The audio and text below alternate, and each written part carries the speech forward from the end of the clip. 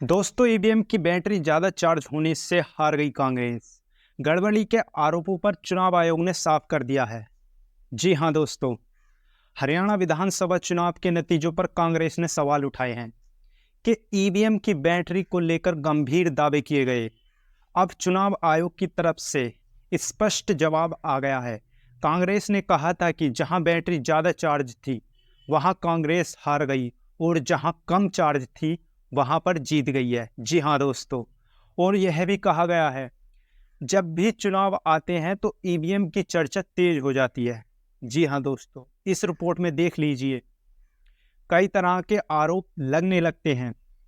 हाल ही में ईवीएम की बैटरी को लेकर कई तरह की बातें कही गई हैं। मंगलवार को चुनाव आयोग की टीम महाराष्ट्र और झारखंड के विधानसभा चुनाव का ऐलान करने के लिए प्रेस कॉन्फ्रेंस करने आई थी। उसी समय ये मुद्दा उठा कि इस पर मुख्य निर्वाचन आयोग राजीव कुमार ने हरियाणा की कुछ विधानसभा सीटों पर इलेक्ट्रॉनिक वोटिंग मशीन के कथित छेड़छाड़ कांग्रेस नेताओं के दावे को सिरे से खारिज कर दिया है। जी हां दोस्तों, बिल्कुल खारिज कर दिया है।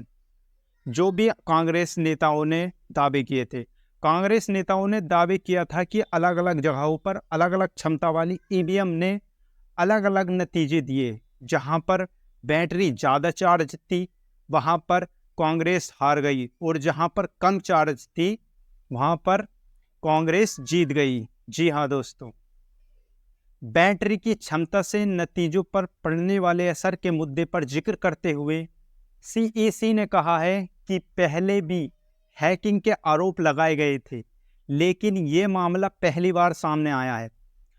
राजीव कुमार ने कहा है कि अब हम सोच रहे हैं कि आगे क्या आएगा, हम नहीं जानते, लेकिन निश्चित रूप से कुछ ना कुछ सामने आएगा।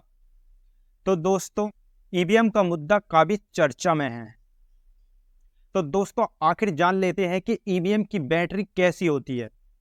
उन्होंने इस बात पर भी जोर किया था कि ईवीएम की बैटरी कैलकुलेटर में इस्तेमाल होने वाली बैटरी की तरह होती है।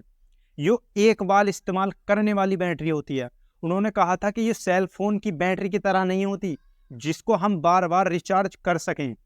उन्होंने कहा है कि ये बैटरी केवल एक ही बार चार्ज होती है, फिर चार्ज नहीं होती है।